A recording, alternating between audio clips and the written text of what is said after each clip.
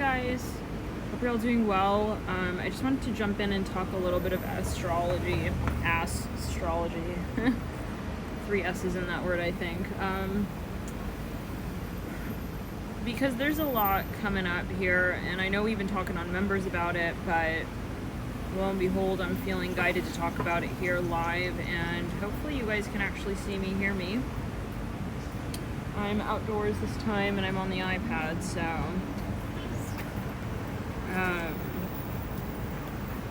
see one person in the room.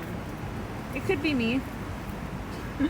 It could be me. Mercury is still in post shadow after all, but leave it to technology to not work. But anyways, we'll just start talking, and if it doesn't record, it doesn't record. But right now Neptune is retrograde, and I feel like this is probably one of the most key. It's all related, you know, it's all relevant, but this is one of the key transits here to note. I'm assuming that most people who are tuning in are heavily empathic and are probably sporting a good amount of Pisces in their birth chart. So, and regardless, everybody has Pisces somewhere in their chart, right? Everybody also has a Neptune, everybody has a 12th house, and Pisces is cusping some part of the chart for everyone here. So, you know, it's going to be relevant some way, somehow, regardless, but it's going to be particularly, you know, potent as a transit for those who have, you know, personal planets in Pisces. And again, I would be surprised if the majority of people tuning in don't have at least some planets in Pisces. So, yeah. Neptune is all about illusion. It's all about, though, also imagination. It's kind of like a double-edged sword, we'll say, okay? It's a beautiful energy, right? And it's higher vibration, but it's also, you know, where we may sort of not see and choose not to see and sort of continue in a perpetual sort of cycle of escapism and these sorts of frequencies. So it's something to take note of. Yeah. Oh well. It's not. Yeah, I know. Let's spin around. Yeah, I know it's not on members only, but we started. Oh well. And so this is the biggest shift right now. Is this Neptune going retro in Pisces? Now, I do feel that this. Thank you, Seth, for tuning in. Love and light to you here. This is the most potent transformation right now. We'll call it that. Yeah, and it is why? Because it's a collective experience, right? Neptune is a generational planet. It rules, you know, the collective, but the collective consciousness, and so it's kind of a sensitive time. Second. Get the headphones here really quickly.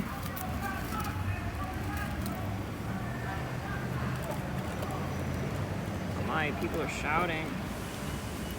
So, it's important to just remember, if anything, that we do have this transit right now, ongoing, and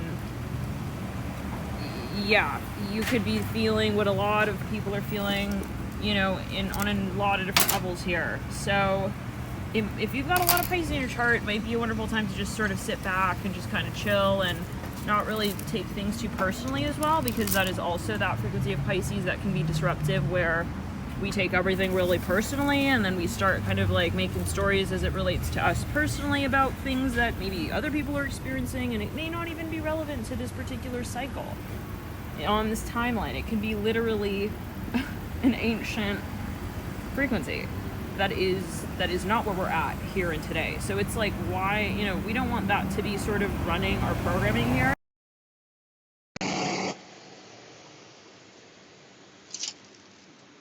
That's not to say that, you know, it's not helpful to heed what does come through, you know, but it's just a matter of balance, I think, in terms of how we see the energies that come up. You know, are we going to say, oh, well, yeah, I recognize that and that's personal to me and I want to take it personally? Or, you know, is it is it something that I could just observe kind of objectively? And that can be really hard with Pisces Neptune energy. It could be really hard with Pisces Neptune energy, right? Because it is, sensitive. So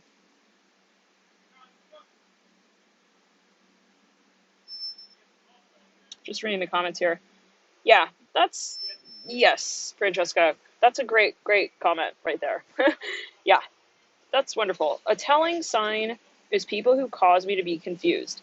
Yeah, it's like, and this is the issue is like, well, not the issue. It is what it is. Like, when I am in the space of Neptune energy where that is not being channeled in the higher frequencies, okay, it's like, and that can be what someone else is experiencing.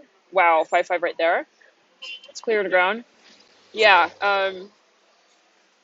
this can be what somebody else is experiencing. Is that confusion? Is that lack of boundaries? Is that, the toxic selflessness, even, we could say, where it's like you're just helping everyone else, but you're not even looking at yourself.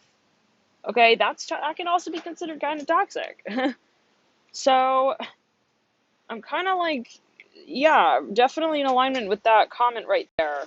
A telling sign is people who cause you to be confused. It's like, that's how because Neptune untethered and unhinged to a foundation of grounding, okay, and specifically the root chakra. And thank you for your donations, by the way, I just saw that. Is a confused, derailed, detached energy.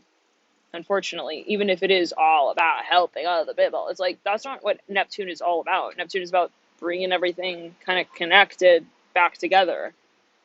So it's about harnessing the love, and in a way that is like reciprocated, right? It's not like, oh my God, I am like their servant slave and I'm going to do whatever I can. That's not really the higher vibration of Neptune, but you always take it as you will. We all have, I guess, our experiences and moments where we bob in and out of the frequencies here and the channeling of them, but it can be quite challenging. Let's clear it. Yeah, because you might not even realize, and that's the challenge with Neptune, is that you may not actually even realize that this is, okay, an unhinged Neptune energy that is influencing you possibly at a certain point in time. So, hello Thanos, this is about the transits right now that we're experiencing at this time. Let's clear it and ground. Yeah, but Neptune, I would say that's just, and think back last year, the frustrating thing about retrogrades is that they are pattern frequencies and they come up bringing things from the past for review. It feels like a derailing sort of experience, but it is meant to sort of point out where we're not in alignment. So it is ultimately meant to bring healing, but it can feel frustrating, and especially when it is Neptune going retrograde, because Neptune is all about, the shadow of Neptune is confusion and illusion and not being able to decipher and identify.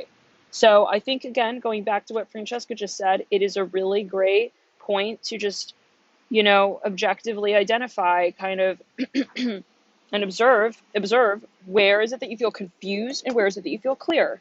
What makes you feel confused? What makes you feel clear? I think it just really comes down to that, because we have to just kind of simplify here. Otherwise, we're going to end up feeling everything and everyone is feeling, and that's not going to be helpful. It's going to be overwhelming, So take it as you will, right? There are many ways, I guess, right, that you can ultimately end up finding peace with the cycle. And it will come down to how you experience it personally for yourself. Nobody can tell you, oh yeah, this is like the way that this is the way it works, or that's the way it works, or this is not the way it works, or this is, it really comes down to how you feel with the cycle and the energy and how it's real or not real for you. Okay, I'm also getting that. So, but just know that there is a lot of pressure right now, and try not to get hard on yourself. And again, it may not even be your energy. So, you guys, thanks for tuning in. We'll probably talk at a later time about other transits here. And specifically, just really quickly, Venus here is also obviously in Leo now, and that will be joining with Mars. We talked about this in, sorry guys, I don't want to be rude with the sunglasses, but I'm feeling a little bit like weird right now in public. But yeah, I just felt like last minute guys to just jump on. But that's going to be a really crazy cycle where we see Mars and Venus and Leo conjunct. And so just keep it in mind. You might want to look at your birth chart. We'll talk more about this down the line as we draw closer to that. I think it's about 11th of July. But that might be a date that you really want to sort of circle, underline, highlight when Mars is conjunct Venus in Leo.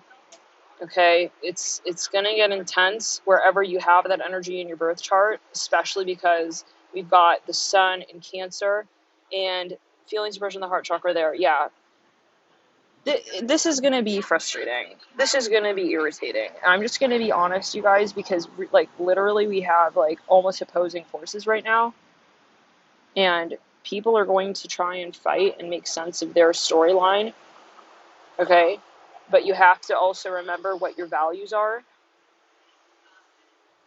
And that was the warning that came through for light workers a little while back. Okay, but given the sun in Cancer and this new moon coming up in Cancer, it's like I almost want to just like, I don't know. I'm so frustrated, you guys. I'm so frustrated with astrology right now. But we have to move through this transit and we have to clear the karma as well. That's what it comes down to, and we have to be brave. But just know that there are a lot of forces here at play, and some of them may sort of intersect with one another, and that's just what it is. And the more objective we are, the easier this experience will be. Try not to take personally what comes up around this time.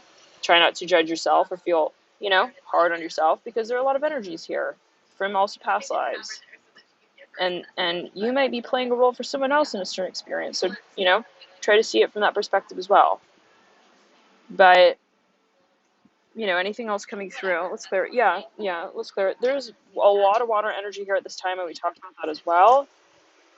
And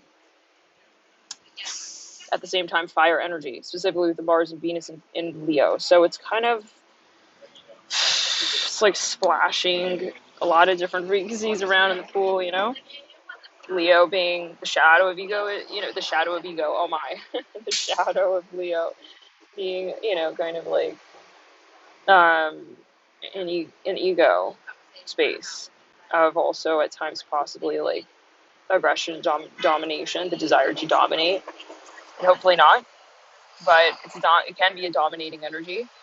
And then we have Neptune, which is really overly like super empathic. It can be and selfless, but then it's like, are you really fully empathic if you're not even feeling yourself? That's where we are going to sort of see like the shadow of this dynamic, possibly. Like, have I been honest with myself and my needs as well? So, yeah. Well, anything else here coming through? We'll talk more about this. At probably a later time. And thank you guys for tuning in. Love and light to you. Try to remain grounded. Bye.